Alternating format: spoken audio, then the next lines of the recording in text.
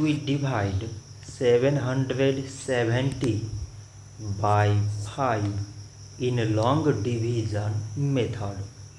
5 times 1 is 5.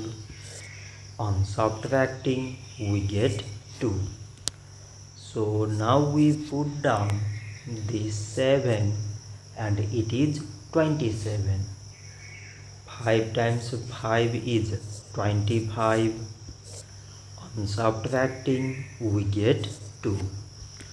So again we put down this 0 and it is 20. So 5 times 4 is 20. On subtracting we get 0.